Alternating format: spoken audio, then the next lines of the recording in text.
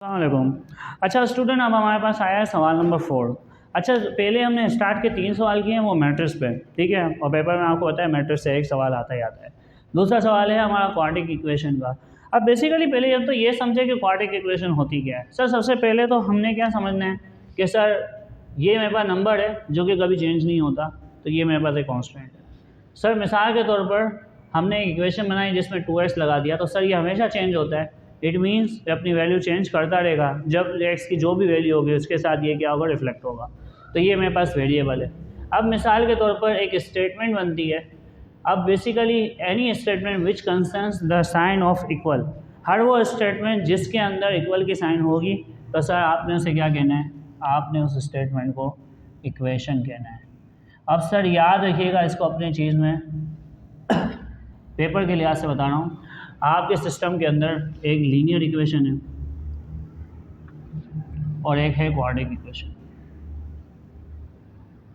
Sir linear equation में हमेशा जितने भी एलिमेंट्स होंगे x, y, z, देखिए मैं वापस से कह रहा हूँ, x, y, z जितने भी एलिमेंट होंगे उन सब का जो एक्सपोनेंट होगा ना वो 1 होगा। हमेशा के तो 3 एलिमेंट हैं, x plus y plus z। Sir हमने बोला एक वेरिएबल होता है तब लीनियर होता है, नहीं, एक उनकी एक्सपोनेंट हो, एक उनकी पावर हो, तो वो होता है लीनियर। ये चीज़ समझ में आती है।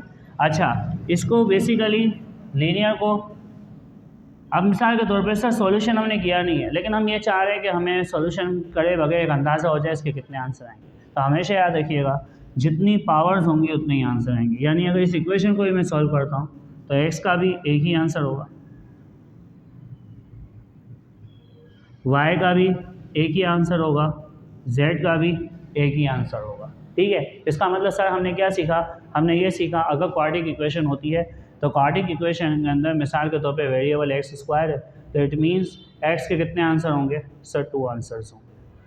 अब ये हमने आपको आंसर की लैंग्वेज में समझाया है, लेकिन बेसिकली इससे कहते क्या है, इसे कहते हैं 1 रूट इक्वेशन। सर इससे कहते हैं 2 रूट इक्वेशंस। ठीक है सर, तो सर जब भी इक्वेशन का जिक्र होगा तो any statement which concerns the sign of equal उसको हम इक्वेशन कहेंगे, और इक्वेशन हम लीनियर होती है, क्वाड्रेटिक होती है, और इक्वेशन के जो आंसर्स होते हैं, जो वेरिएबल्स के आंसर होते हैं, वो उनकी एक्सपोनेंट पर डिपेंड करते हैं। जितनी ज़्यादा उनकी एक्सपोनेंट होगी उतने ही ज़्यादा उनके आंसर्स होंगे। इतनी सर अभी ये सवाल लिखा हुआ है और ये सवाल हमारे पास क्वाड्रेटिक इक्वेशन का है, तो इसका अंदर सर x की पावर स्क्वायर है, इट मीन्स x के कितने आंसर होंगे, सर 2 आंसर होंगे। अगर 2 नहीं आ रहे तो फिर याद रखिएगा कि अब ये आपने गलती कर दी है। अच्छा सर ये चीज़ तो हो गई डन। अब हमें और क्या करना है सर, सबसे पहले जब भी आपको क्वाड्रेटिक इक्वेशन दी जाएगी तो बेसिकली इसका ट्राई ये किया जाता है कि आपको उसकी अरेंजमेंट करनी पड़ेगी। सर कभी आपको उसके सवाल की सही शक्ल बनानी पड़ेगी, तो ये सब हम उधर सीखेंगे। अब करना क्या है, सबसे पहले इसको स्टैंडर्ड फॉर्म के तरीके पे लाना है। स्टैंडर्ड फॉर्म क्या कहती है,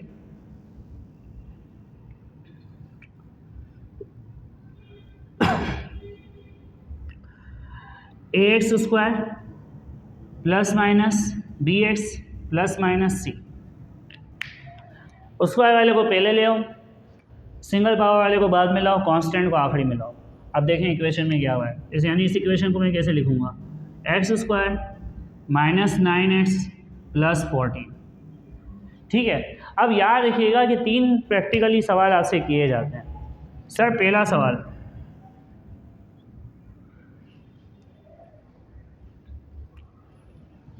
which way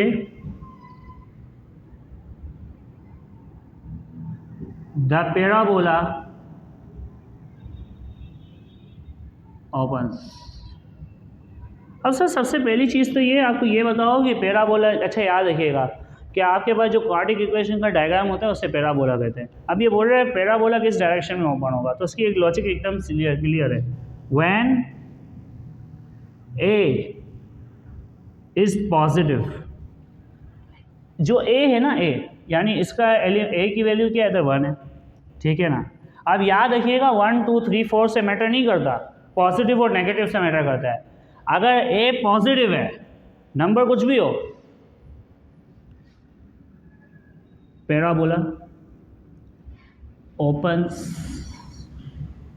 अपवर्ड। तो पैराबोला कैसे ओपन होगा, अपवर्ड होगा। क्या निशानी क्या है सर? निशानी ये है अगर ए की वैल्यू प्लस हो तो पैराबोला क्या होगा? होगा अपवर्ड होगा। ये बात तो क्लियर हो गई। अब एग्जामिनर का दूसरा सवाल बी। सर बी सवाल ये है roots of the equation. Sir roots of the equation निकालने के बहुत से मेथड हैं, हम कौन सा सीखेंगे? Formula method.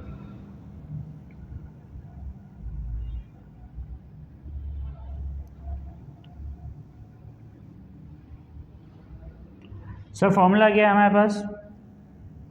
Minus B plus minus root B square minus 4ac upon 2a। अब सर सबसे पहले वेरिएबल आपने आइडेंटिफाई करने हैं, कौन से वेरिएबल की क्या वैल्यू है, जस्ट पुट कर देना है और फिर आपका आंसर आ जाएगा।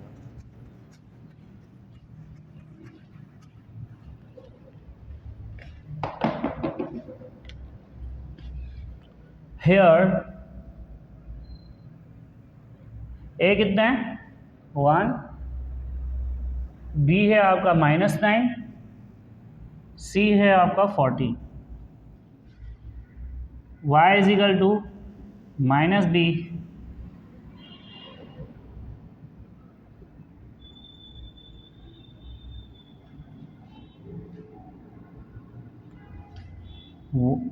-9 -9 1 14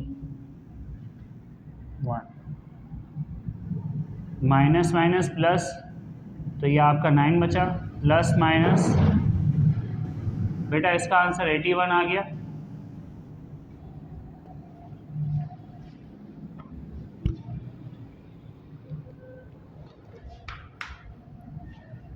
-56 अपॉन 2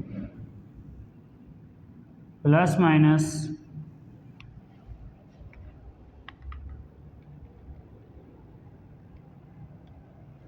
तो सर ये आपका 25 बचा।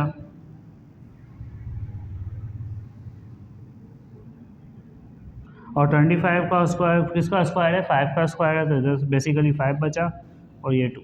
अच्छा याद रखिएगा, आपको पहले ही बताया था जितनी पावर होंगी उतने ही आंसर होंगे। तो सर इधर पावर 2 है तो आंसर भी कितने होंगे? सर 2 ही होंगे। लेकिन एक चीज़ पर गौर कीजिएगा, वो एक चीज़ गौर करने की है। देखें ये बोल रहा है एक प्लस वाली कंडीशन बनेगी और एक माइनस वाली कंडीशन बनेगी। तो 9 + 5 अपॉन 2 एक ये कंडीशन बन गई, 9 - 5 अपॉन 2 एक ये कंडीशन बन गई। और सर ये कितना हो गया? 14 अपॉन 2 हो गया। और सर ये कितना हो गया? +4 अपॉन 2। तो सर एक इसका आंसर 7 आ गया और सर एक इसका आंसर 2 आ गया। ठीक है, तो आप देख सकते हैं एक्स के कितने आंसर आ गए? सर 2 आ गए। पहली चीज़ तो ये क्लियर हो गई। ये एग्जामिनर का बी पार्ट था। अब सर एग्जामिनर आपसे एक सी पार्ट भी मांगता है कि आप इस इक्वेशन के वर्टेक्स बता दें।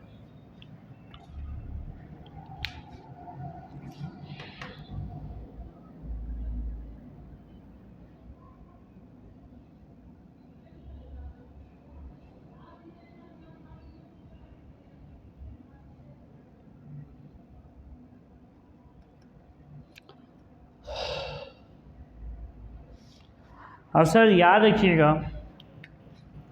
एक आप इसमें एक्स वर्टेक्स निकालेंगे और सर एक्स वर्टेक्स का फॉर्मूला है -b upon 2a। Sir answer values यही वाली इस्तेमाल कीजिएगा, ठीक है।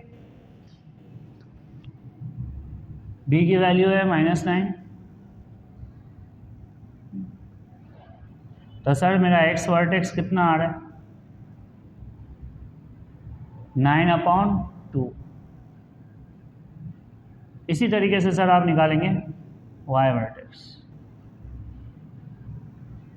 और सर वाई वर्टेक्स की वैल्यू क्या है?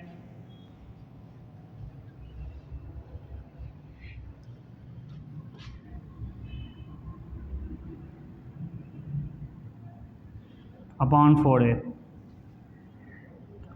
माइनस b की वैल्यू -9 है,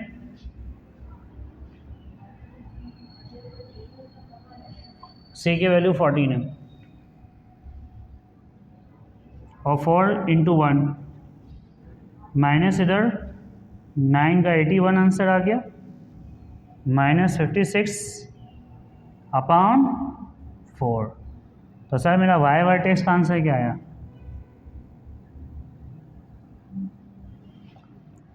-25 ए अपॉन 4।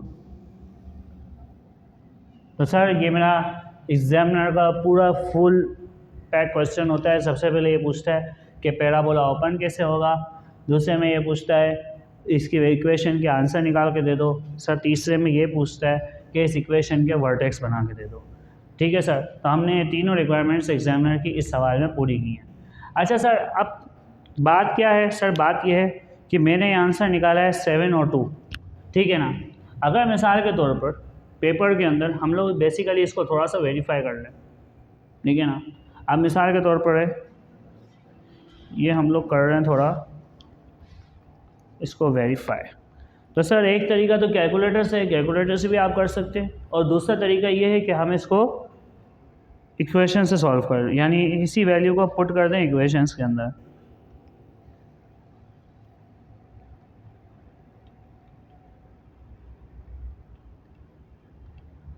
तो सर आए, अब हम इसको वेरीफाई भी कर रहे हैं, ठीक है।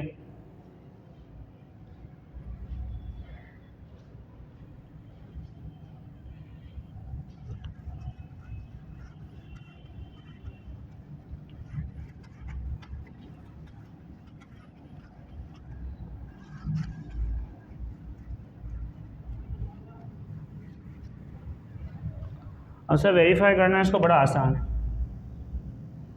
दोनों वैल्यूज से करते हैं। x की वैल्यू एक मरतबा 7 पुट करते हैं, when x is equal to 7,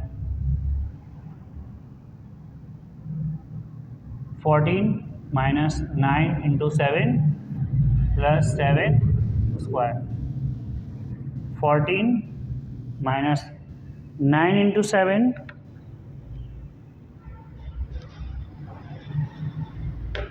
तो सर ये आपके पास 63 है प्लस 49। तो सर आप देख सकते हैं 14 माइनस 14 इज इक्वल टू 0। ये हमने x की वैल्यू 7 रख के प्रूफ किया। Same when x is equal to 2,